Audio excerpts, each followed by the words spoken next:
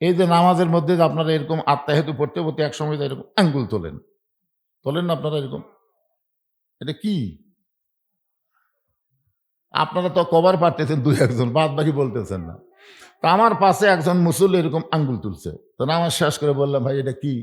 সবাই তোলে, আমিও তুলি।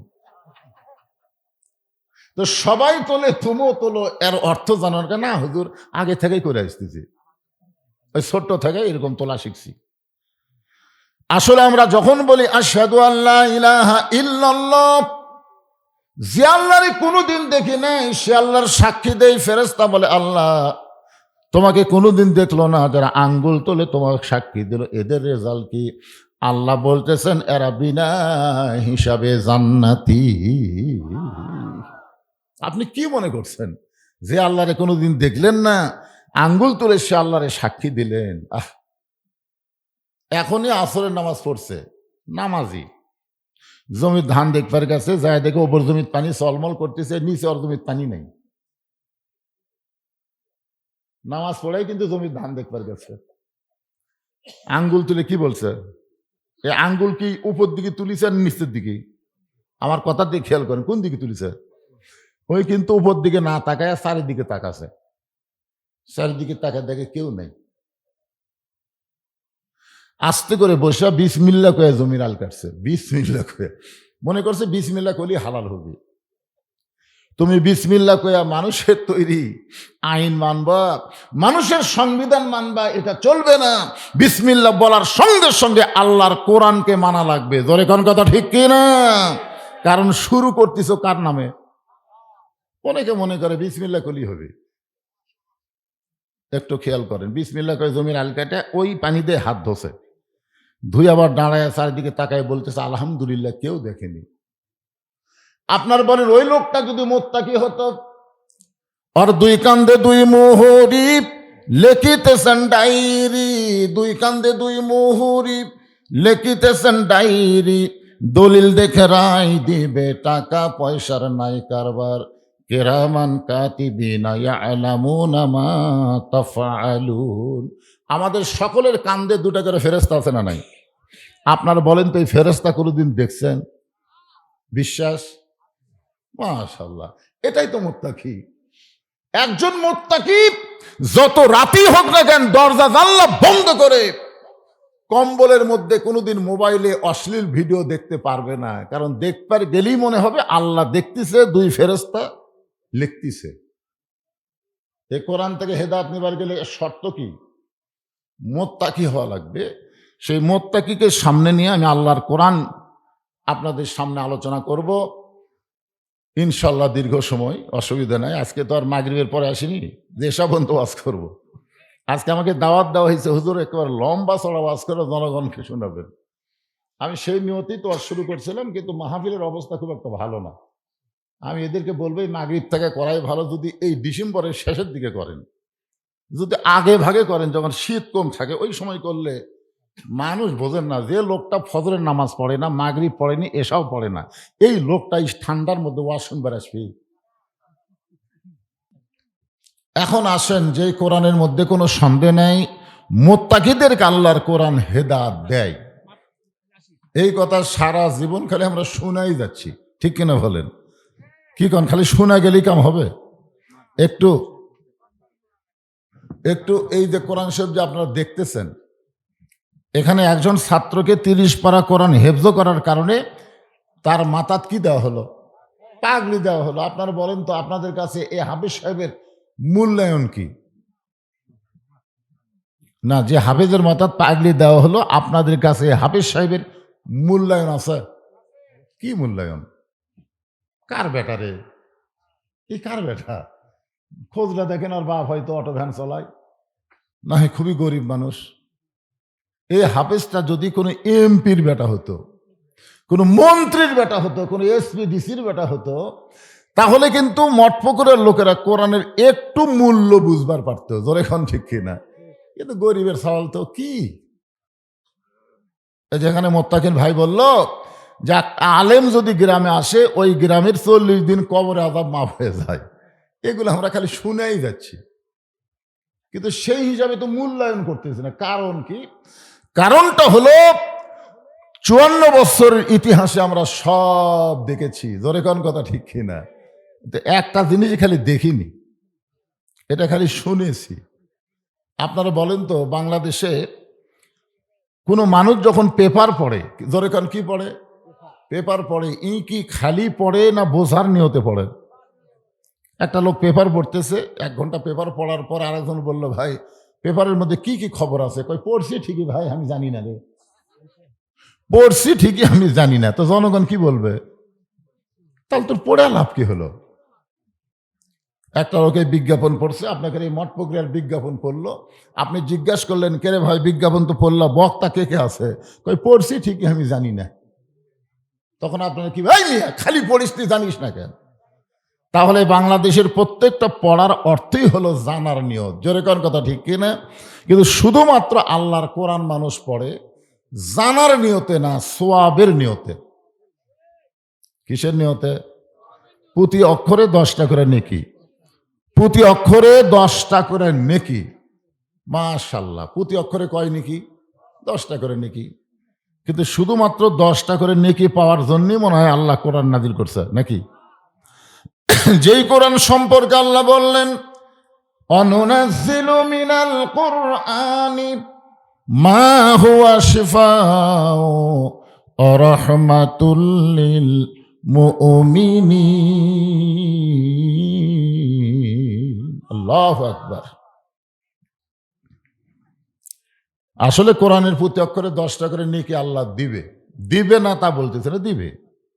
কিন্তু এই 10টা নেকি কি? মনে করেন আপনাদের পার্শ্ববর্তী শিববাটি বাজারে একটা লোক 2 মন আলু নিয়ে গেছে। কয় মন আলু? তখন এক খরিদ্দার এসে বলতেছে, ভাই কতটুকু আলু আছে? কয় 2 মন। কয় আমারও তো 2 মনই লাগবে। তখন আলুওয়ালা বলতেছে, আলহামদুলিল্লাহ, তাহলে আর 1 কেজি 2 কেজি করে বেচার দরকার নেই, ধরো তুমি নিয়ে নাও। তো খরিদ্দার বলতেছে, না ভাই ওজন করে দাও। আলুওয়ালা বলতেছে, আমার বাড়ির আলু কম হবে না। তারপরে বলতেছে, ওজন করে দিই, তোমার অসুবিধা কি? আলু ওজন করে দেখা গেল 2 মন 2 সের। 2 মন কয় সের?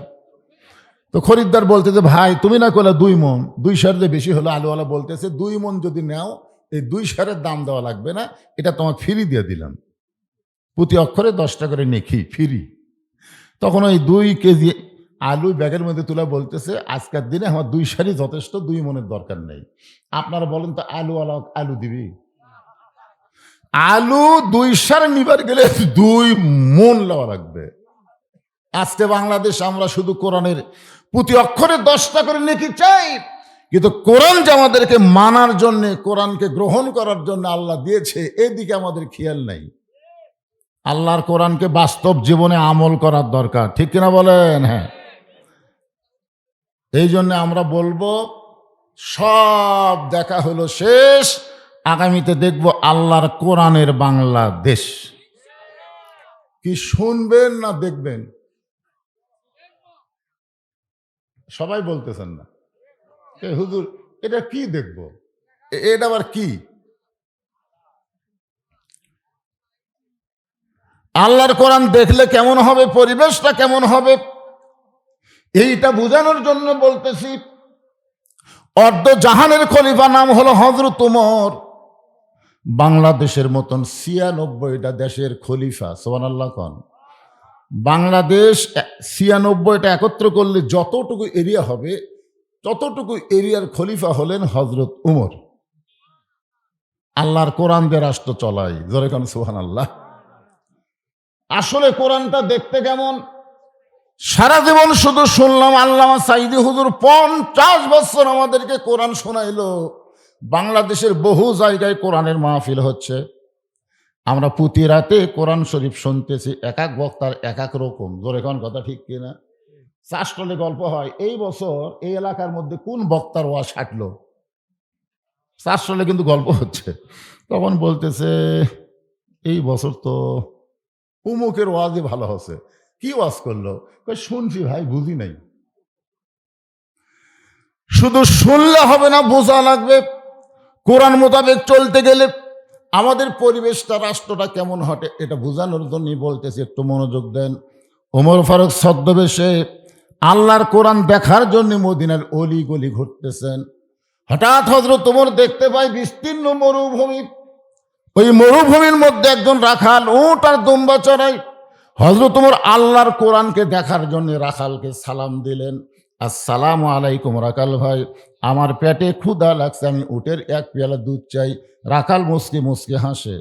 ওমর ফারুক বললেন, রাখাল আমি তোমাকে সালাম দিলাম, উটের এক পেয়ালা দুধ চাইলাম, তুমি সালামের উত্তরও দাও না, উটের দুধ দিবা কেন সেটাও বলো না, তুমি মুসকি মুসকি হাসার কারণ কি?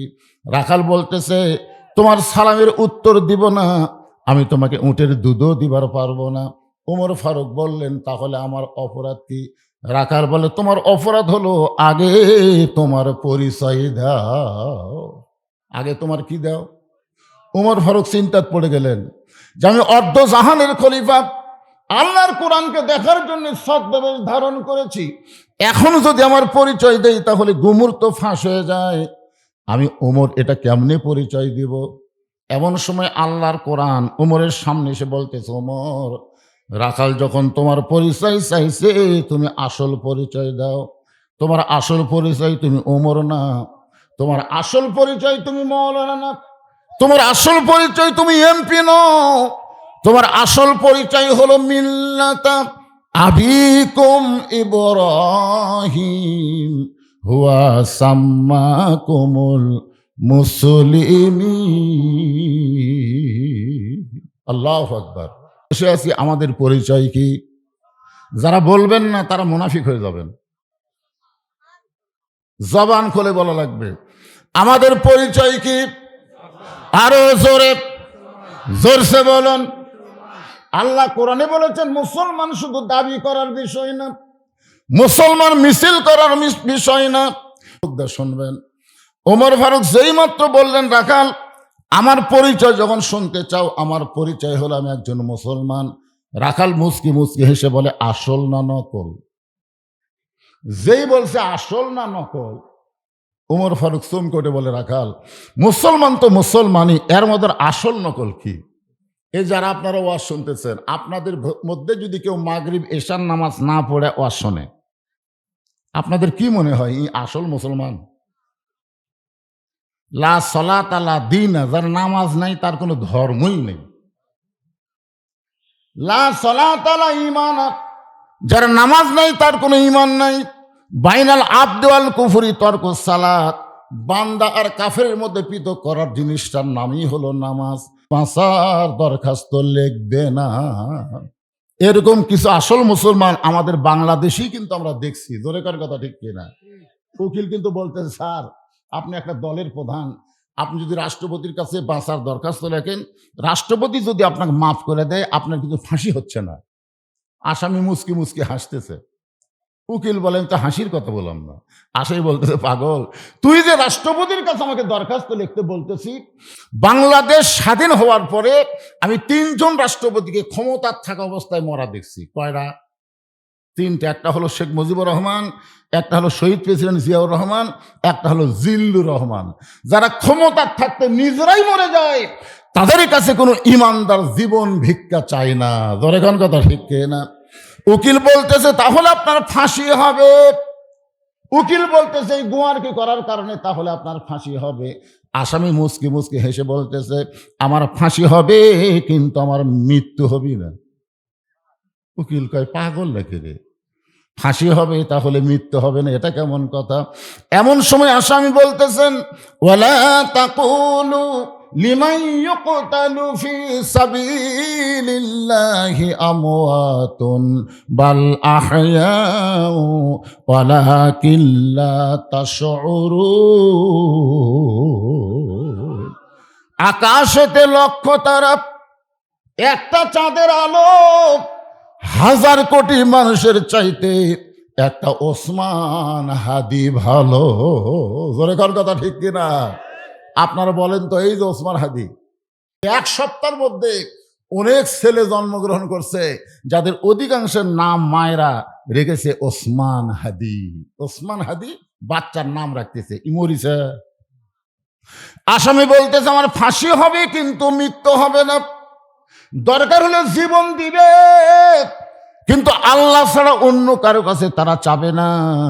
কারণ প্রত্যেকটা নামাজে সূরা ফাতিহার মধ্যে স্বীকারোক্তি দিচ্ছে, ইয়্যাকা না'বুদু ওয়া ইয়্যাকা নাস্তাঈন।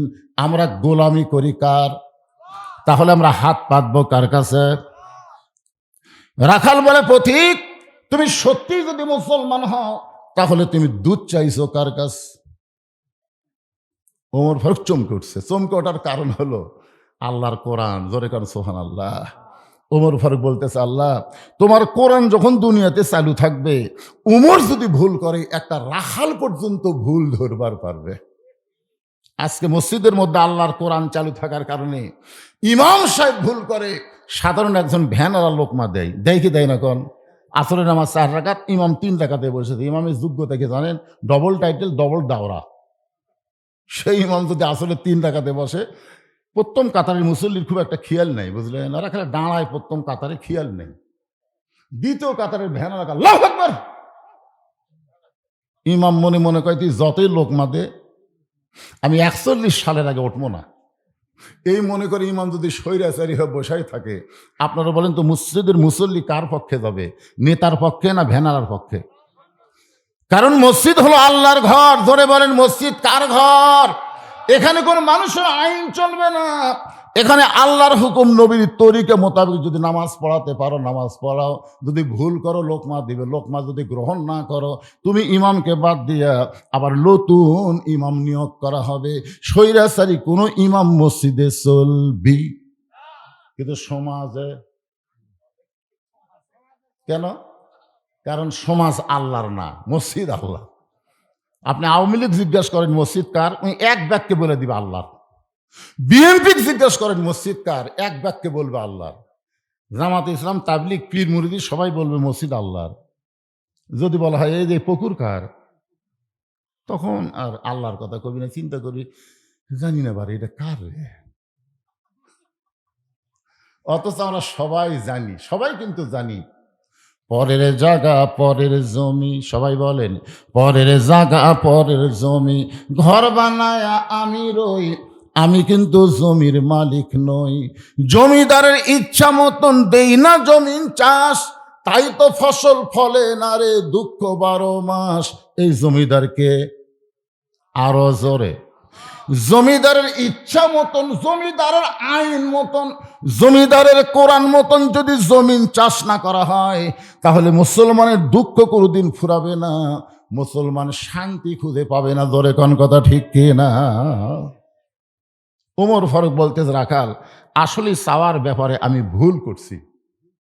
রাখাল মুচকি মুচকি হেসে বলতেছে, ভুলটা যখন স্বীকার করছো, আল্লাহ তোমাকে তওবা করার সুযোগ দিছে। ইবলিস শয়তান কিন্তু ভুল স্বীকার করেনি, যার কারণে আল্লাহ তওবার সুযোগ দেয়নি। আর আদম আলাইহিস সালাম কিন্তু ভুল স্বীকার করছে, যার কারণে আল্লাহ আদমকে তওবার সুযোগ দিছে।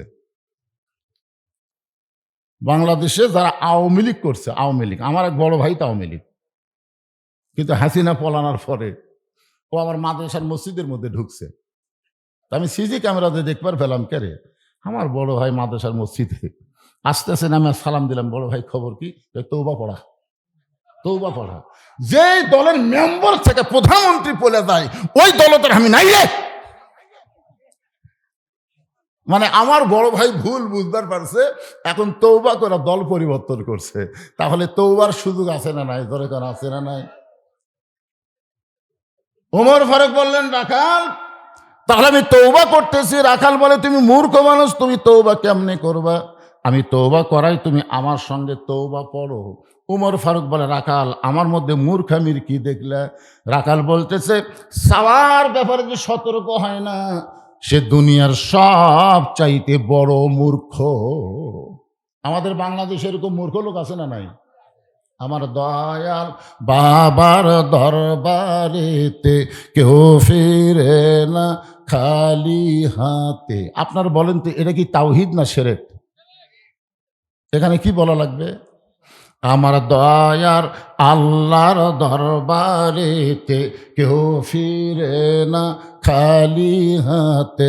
আল্লাহ আল্লাহ লা ইলাহা ইল্লাল্লাহু মুহাম্মাদুর রাসূলুল্লাহ। সকলে বলি সাল্লাল্লাহু আলাইহি ওয়াসাল্লাম। এবার ওমর ফারুক বলে, রাখাল ভাই, আসলে আমি একজন মূর্খ, আমাকে তুমি তওবা পড়াও। এবার রাখাল হযরত ওমরকে তওবা পড়াচ্ছেন। যারা মাগরিব এশার নামাজ পড়েন নাই, যারা এশার নামাজ পড়েছেন, যেভাবে নামাজ পড়া দরকার সেইভাবে পড়তে পারেন নাই, এই কারণে আমরা সবাই তওবা করব। অসুবিধা আছে? আচ্ছা, সালাম ফিরানোর পরেই দেখবেন নামাজি বলতে আস্তাগফিরুল্লাহ আস্তাগফিরুল্লাহ। তা আমি একজনকে বললাম, কে রে ভাই, তুমি সবচাইতে ভালো জায়গাত আছো, ভালো কাজ করলে নামাজ, তারপরে তুমি তওবা করতেছো, কারণ কি? বলে, হুজুর, যেভাবে নামাজ পড়া দরকার আমরা সেইভাবে পড়তে পারিনি, এ কারণেই তওবা করতেছি। তাহলে নামাজ পড়লেও তওবা, না পড়লে ডবল তওবা। এই জন্য আমার সঙ্গে সকলে জবান খুলে বলেন, আস্তাগফিরুল্লাহ রব্বি মিন কুল্লি জামবি ওয়া তুবু ইলাইহি লা হাওলা। পরের ভাই, হতে পারে জীবনের শেষ। কি মনে করতেছেন? এখান থেকে একজন দাঁড়া বলেন তো, হুজুর আমার বাড়ি সবচাইতে কাছে, আমি বাড়ি যাবার পারবই। একটা লোক দাঁড়া বলেন তো। তাহলে আপনার বাড়ি এত কাছে, আর সেই বাড়ি যাওয়ার গ্যারান্টি যদি দিবার না পারেন, আজকের মাহফিল আমাদের জীবনের অনেকের শেষ মাহফিল হতে পারে। জোরে কোন কথা, ঠিক কিনা? এজন্য তওবা পড়ার ব্যাপারে কোনো আপত্তি আছে? আল্লাহর নবী নিজেও তওবা পড়ছে। সাহাবীরা বলে, হুজুর আপনার তো কোনো আগে পাশে পাপ নাই, তো আপনি তওবা পড়েন। রাসূল বললেন, আত-তাইবু হাবিবুল্লাহ, তওবাকারী হবে আল্লাহর দোস্ত। জোরে কোন সুবহানাল্লাহ। এই জন্য সবাই জবান খুলে বলেন, আস্তাগফিরুল্লাহ রব্বি মিন কুল্লি জামবি ওয়া তুবু ইলাইহি লা হাওলা ওয়ালা কুওয়াতা ইল্লা বিল্লাহিল আলিয়্যিল আযীম। ওমর ফারুক তওবা পড়ার পরে বলতেছে, ও রাখাল ভাই, আল্লাহর ওয়াস্তে উটের এক পেয়ালা দুধ দাও। আগে বলেছিল, রাখাল ভাই উটের এক পেয়ালা দুধ দাও।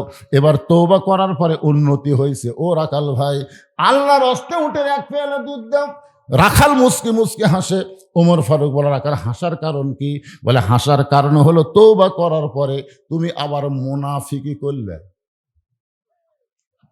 যেই বলছে তওবা করার পরে মুনাফিকি করলে, ওমর ফারুকের চেহারা রক্তের মতন লাল হয়ে গেছে। কারণ মুনাফিক এমন একটা দল, যেই দলের লোকদেরকে আল্লাহ জাহান্নামের সবচাইতে নিচে থাকতে দিবে। মুনাফিকের জায়গা খুঁটি হবে কথা কেন? জাহান্নামের সবচাইতে নিচে। কাফেরারা থাকবে জাহান্নামের উপরে। এই মুনাফিক বদমাইশ এরা কোন দল থেকে বাড়াবে? আল্লাহ রাসূল বললেন, মুনাফিকের আবাদ হবে মুসলমানের ভিতরে।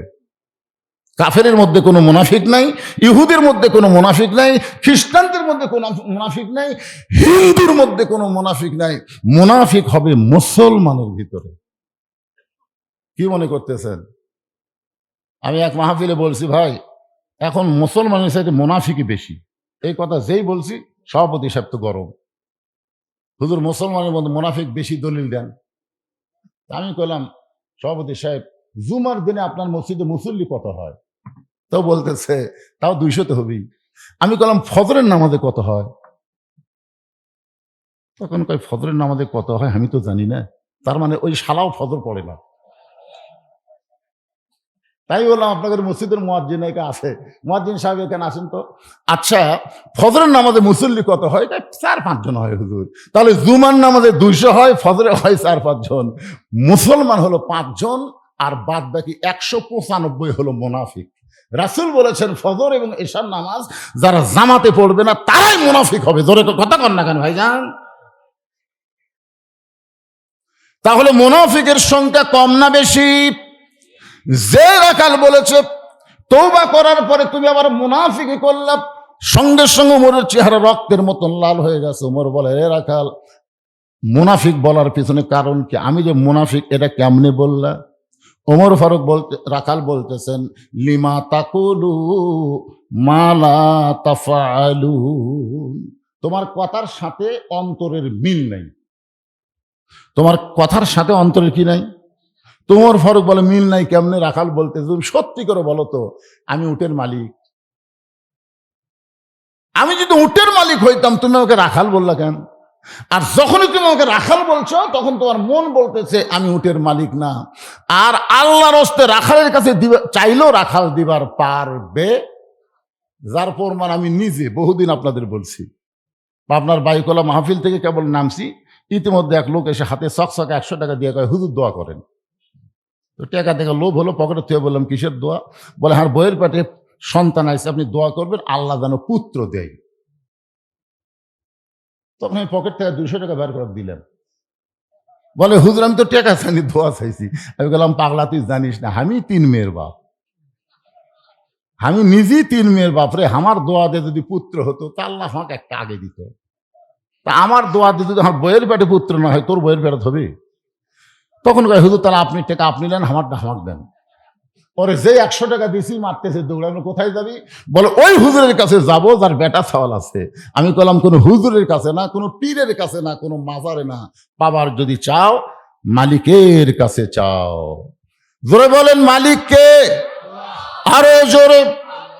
রাখাল বলে পথিক, সত্যি যদি আল্লাহর হস্তে উঠার 1 পেয়ালা দুধ চাও, তাহলে এখান থেকে মালিকের বাড়ি হলো 10 মাইল দূরে। ওই মালিকের দরজাত গিয়ে বলে, মালিক তোমার রাখাল উট আর দুম্বা চড়াই, তুমি যদি মালিক হুকুম দাও তাহলে রাখাল আল্লাহর হস্তে উটের 1 পেয়ালা দুধ দিবে।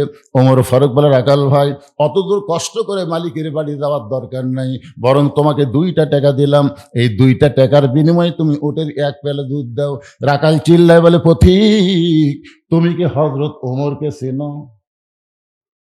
রাখাল হযরত ওমরকে বলতে যে, পথিক তুমি কি হযরত ওমরকে চেনো? ওমর আল্লাহর আইন দিয়ে, কোরআন দিয়ে রাষ্ট্র চালায়। ওমরের গুপ্ত বাহিনী যদি দূর থেকে দেখবার পাই, তুমি আমাকে 2 টাকা ঘুষ দিছ, আর মালিক বাদ দিয়ে তোমাকে উটের 1 পেয়ালা দুধ দিলাম, তাহলে তোমাকেও ধরবে আমাকেও ধরবে। এই বুড়া বয়সে তুমি ধরা পড়বার চাও? ওমর ফারুক বলে, রাখাল ভাই তাহলে চলো পাহাড়ের গুহার মধ্যে যাই, ওই গুহার মধ্যে গিয়ে গোপনে তোমাকে 2টা টাকা দিব, আর তুমি গোপনে উটের 1 পেয়ালা দুধ দিবা। ওমরের গুপ্ত বাহিনীও দেখতে পারবে না, তোমার মালিকও জানতে পারবে না। রাখাল চিল্লায় বলে, তুমি ভণ্ড, তুমি ভণ্ড, তুমি ভণ্ড। ওমর ফারুক বলে, রাখাল আমার মধ্যে ভণ্ডামির কি দেখলা? রাখাল বলে, পথিক ওমরের গুপ্ত বাহিনী যেখানে দেখতে পায় না, আমার মালিক যেখানে জানতে পারে না, সেখানে রাখালের আল্লাহ সব কিছু দেখতে পায়। লিল্লাহে তাকবীর। সঙ্গে সঙ্গে ওমর ফারুক মারছে দৌড়। দৌড়ে গিয়ে পাহাড়ের পাদদেশে জায়নামাজ বিছায় 2 রাকাত সালাতুল শুকুর নামাজ আদায় করে বলতেছে, আল্লাহ তোমার কোরআন এত সুন্দর, তোমার কোরআন যখন দুনিয়াতে চালু থাকবে তখন কেউ না দেখলেও আল্লাহ দেখবে, এই বিশ্বাস মুসলমানের অন্তরে থাকবে। কেউ না দেখলেও কে দেখে? ওমর ফারুক বলতেছে, আল্লাহ আমি এতক্ষণ পর্যন্ত তোমার রাখালকে দেখি নাই, আমি তোমার রাখালের ভিতরে বাস্তব তোমার কোরআনকে আমি দেখতে পাই। ওমর ফারুক যখন আল্লাহর কাছে হাত তুলে কাঁদতেছে, রাখাল পিছনে এসে বলতেছে, যতই কান্দ উটের দুধ দেওয়া যাবে না। ওমর ফারুক বলে, রাখাল ভাই উটের দুধের কোনো দরকার নাই, বরং তোমার কাছে আমি জানতে চাচ্ছি, তুমি না দেখা আল্লাহকে কলিজার মধ্যে জায়গা দিয়ে তুমি যে আল্লাহর কোরআন অনুযায়ী চলতেছো, এর বিনিময়ে তোমার চাহিদা কি? 50 বছর কোরআনের হক তাফসীর করে 13 বছর অন্যায়ভাবে জেলখানায় বন্দি করে রাখলো, তারপরে জেলখানা থেকে হাসপাতাল নিয়ে গিয়ে আল্লামা সাইদি কোরআনের পাখিকে হত্যা করলো। বলেন তো হুজুরের চাহিদা কি? একটা চাহিদা নাই? যেরকম আছে না নাই? হ্যাঁ, এই যে আপনারা আরামের বাড়ি, আরামের ঘর, ল্যাপটপের মহব্বত বাদ দিয়ে খেরের উপর বসে বসে আলোচনা শুনতেছেন, আপনাদের চাহিদা কি? যারা আরামে ঘুম পাড়তেছে ওরাও তো মানুষ, আপনারাও তো মানুষ, কিন্তু আপনারা এখানে এসে কেন বসে থাকলেন? ওরা কেন আরাম করতেছে? আপনাদের চাহিদা কি? রে হুজুররা এরা কি করবি রে? বারে হুজুরা কি রে? দেখছেন ওটি 2জন বলছে, ওটি ওরা আবার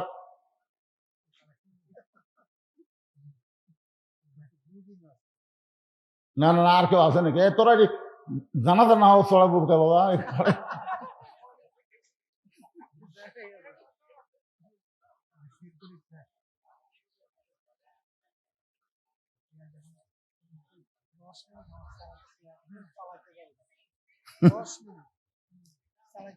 সবাই একটু আল্লাহর জিকির করেন, লা ইলাহা ইল্লাল্লাহ, লা ইলাহা ইল্লাল্লাহ, লা ইলাহা ইল্লাল্লাহু মুহাম্মাদুর রাসূলুল্লাহ সাল্লাল্লাহু আলাইহি ওয়াসাল্লাম। মাঘ মাসের প্রথম দিকে খুবই শীত, গত বছর মনে আছে আপনাদের সেই শীত।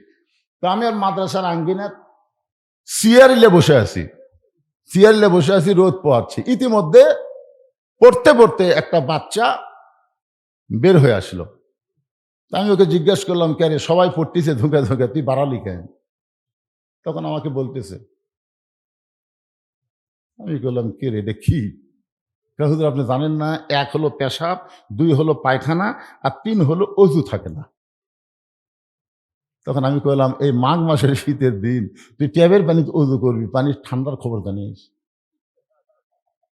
আমি হুজুর হয়ে ফতুয়া দিচ্ছি, অজু ছাড়া কোরআন পড়া যাবি, যা। আমাকে বলতে, হুজুর আপনি জানেন না, অজু ছাড়া কোরআন পড়া যাবি না। আমি বললাম, তোর বয়স কয় বছর রে পাগলা? যা যা যা, অজু ছাড়াই চলবি, যা। বলে, না হুজুর, এই তুই অজু ছাড়া কোরআন পড়বি, তোর যত পাপ হবি সব পাপ আমার, যা। এমন তাড়া মারছি, ওই তাড়ার চোটে ভয়ে গেছে। আমি চিন্তা করলাম, ওই যায় কি কোরআন সব ধরলো নাকি? আমি চেয়ার ছেড়ে এসে জানলার ফাঁক দিয়ে টাকা দেখি, এই দরজার ফাঁকত লুকে আছে। মানে ওই কাল দরজার ফাঁক দিয়ে দেখতেছে, হুজুর চেয়ারের থেকে উঠলেই খাম। আমি চেয়ার থেকে উঠে জানলার ফাঁক দিয়ে দেখতেছি, আমি মনে করছি হুজুর নাই, এই মনে করে বের হয়েছে। আমি ঘুরে মাটির বসা বলতে, হুজুর আপনি এখন মাদ্রাসাটা বাইর করে দেন, আমার অসুবিধা নেই, কিন্তু অজু ছাড়া আমি আল্লাহর কোরআন ধরবো না। তখন ওই বাচ্চাকে বুকের মধ্যে নিয়ে আমি কপালে সময় খাই বললাম, রে তোরা যতই দুষ্টামি কর, তারপরেও তোরা 1 নম্বর। সুবহানাল্লাহ না, এরা যতই দুষ্টামি করুক তারপরেও এরা কয় নম্বর? তোরা কোন কয় নম্বর? তোরাই 1 নম্বর। গোল্ডেন এই প্লাস। সুবহানাল্লাহ না কেন ভাই জান? এই শীতের ঠান্ডার রাতে আমাদের মতন অনেক মুরব্বী, তারা ফজরের নামাজ পড়ে কঠিন হয়, আর এরা 1 ঘন্টা আগে উঠে ওযু করে তাহাজ্জুদ পড়ে, কোরআন শরীফ পড়ে, তারপরে মসজিদে যায়। এই বাচ্চাগুলা এরা কিন্তু জান্নাতের পাখি। জোরে কোন সুবহানাল্লাহ। রাস্তা দিয়ে যখন যায়, ফেরেশতারা নূরের পাখা এদের পায়ের তলে বিছিয়ে দেয়। সুবহানাল্লাহ, জোরে কর। তাই বাবাজিরা, তোরকে পক্ষে ওয়াজ করলাম 5 মিনিট, চুপ করে থাকতো। ওইদিকে এই দুটা কে রে? কি রে? এই ফাঁকে বসে তোরা হাসিস কে রে?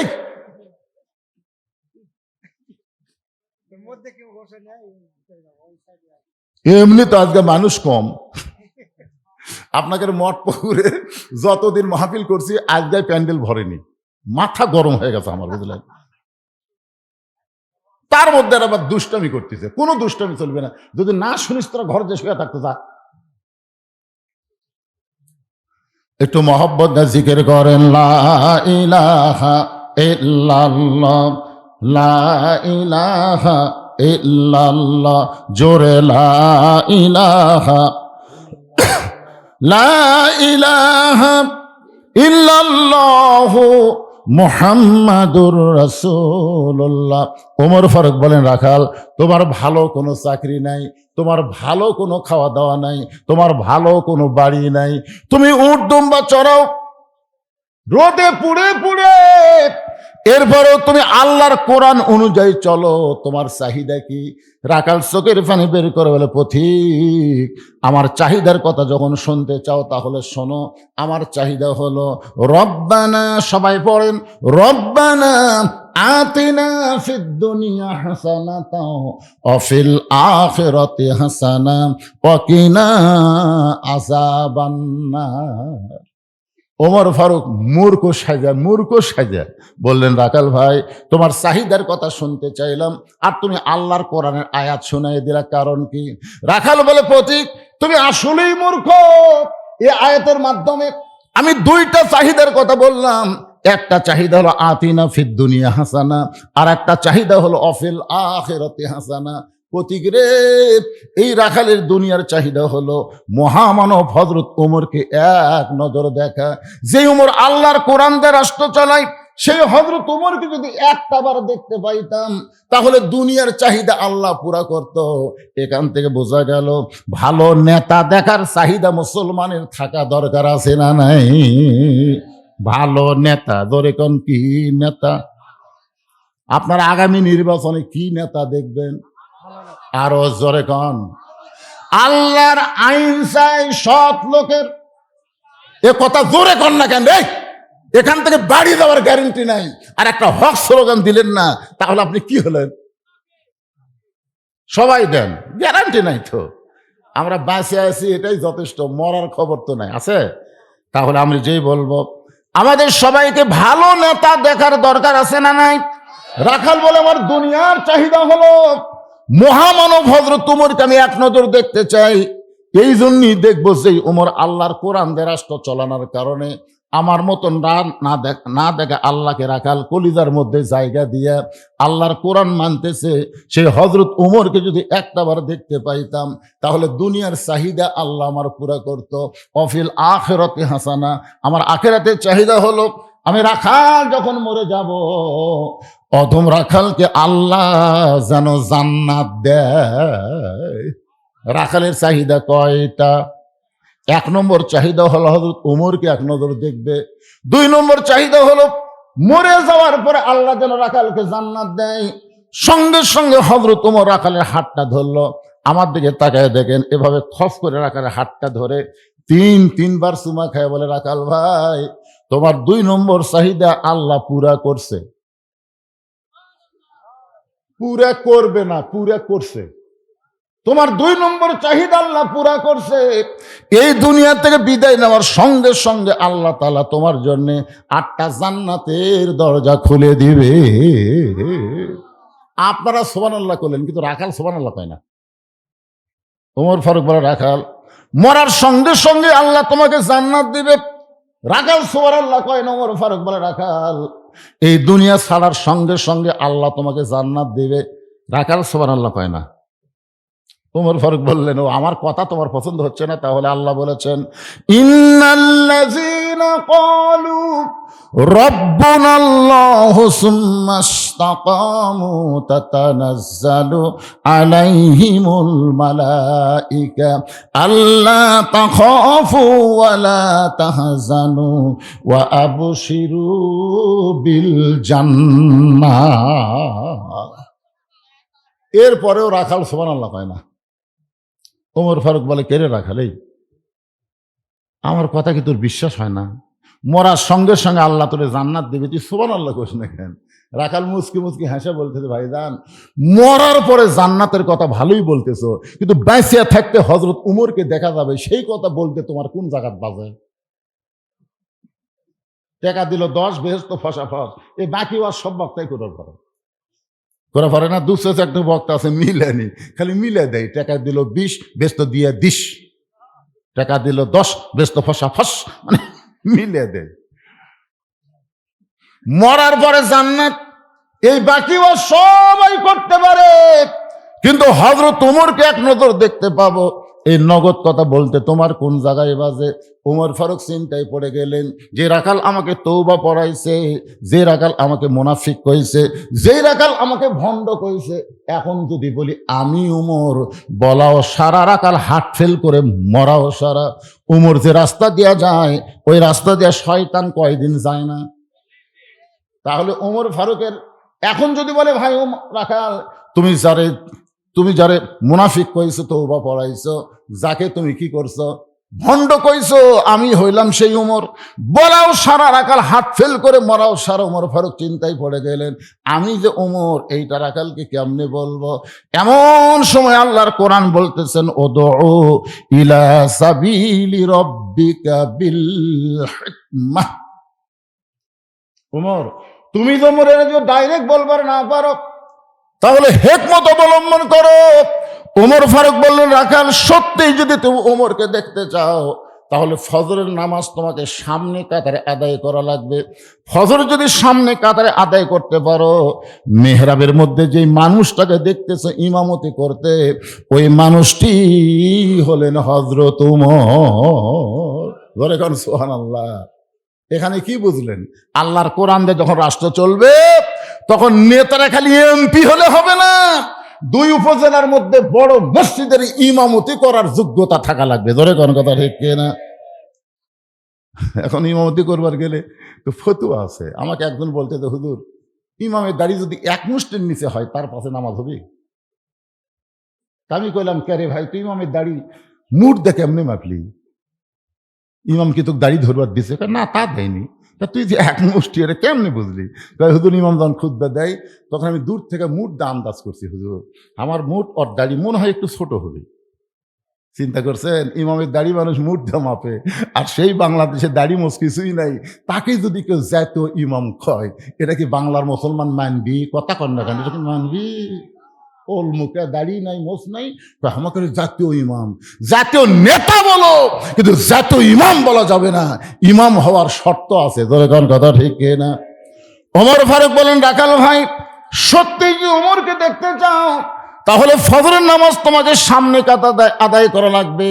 সামনে কাতারে যদি নামাজ পড়ো, মেহরাবের দিকে লক্ষ্য করে দেখবা যে মানুষটা ইমামতি করতেছেন ওই মানুষটি হলেন হযরত ওমর। রাখাল ছোট বাচ্চার মতন কান্দে। এতক্ষণ রাখাল খেলে হাসিছে। ওমর ফারুক বলে, রাখাল কান্দার কারণ কি? রাখাল বলতে, ভাইজান, আমি বারান্দাত নামাজ পড়ি, আমি মসজিদের ভিতরে ঢোকার সাহস পাই না, কারণ মসজিদের মধ্যে নবীর দামি দামি সাহাবী, ওই দামি দামি সাহাবীর মধ্যে আমি একটা রাখাল কেমনে যাই? এই জন্যই আমি বারান্দায় নামাজ পড়ি। ওমর ফারুক বললেন, মসজিদের মধ্যে দামি দামি আর তুমি বারান্দায় কম দামি, এই কথা তোমাকে বুঝালো কে? আমি সিয়ারত বসে ওয়াজ করতেছি, আমি বেশি দামি, আর আপনারা খেরত বসে ওয়াজ শুনতেছেন, আপনারা কম দামি, এ কথা আপনাকে বললো কে?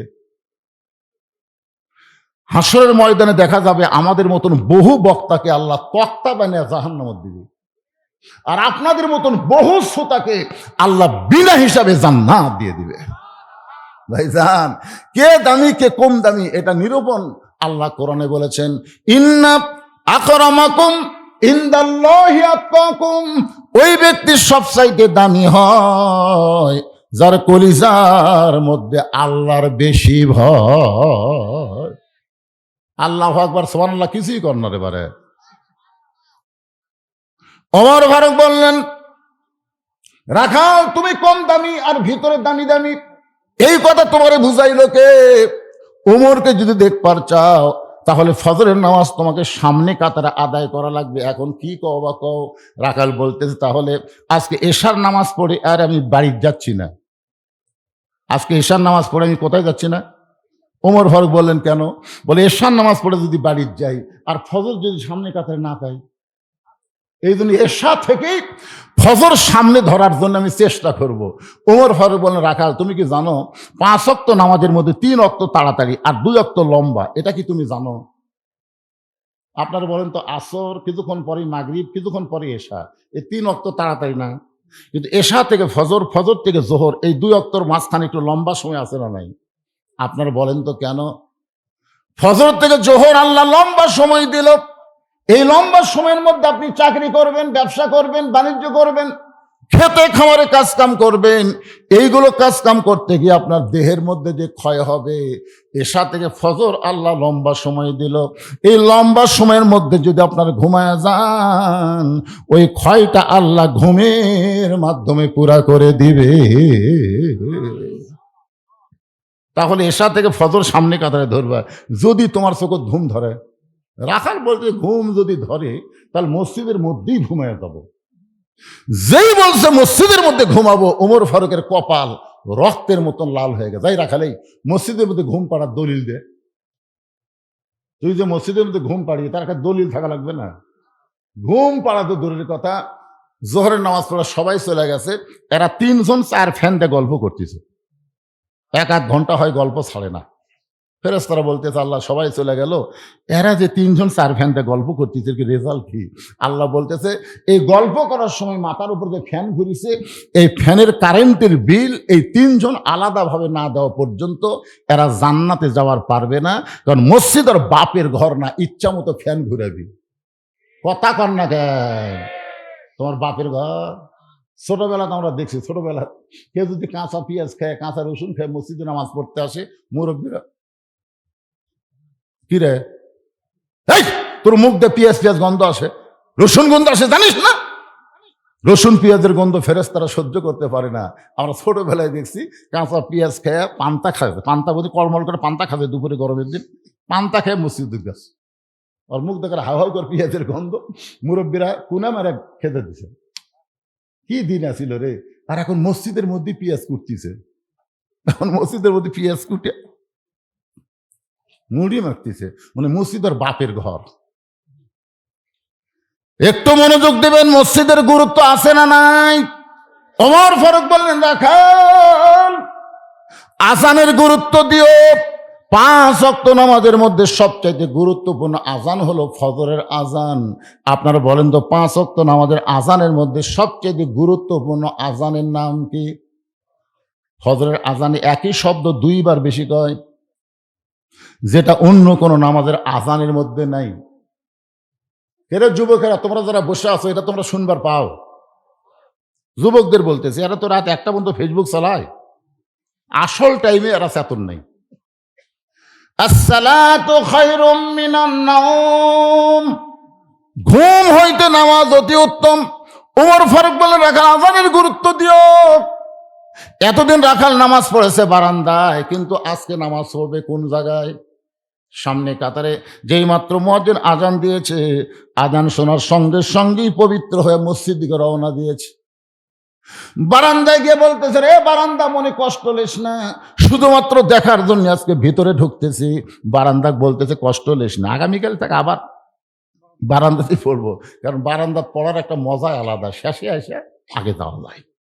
দেখবেন আপনাদের মঠপুকুরের কতগুলো মুসল্লি, এরা কিন্তু সবসময় বারান্দাতে থাকে, কারণ এরা শেষে আসবি আগে যাবি, এরকম আছে না নাই? যেরকম আছে না নাই?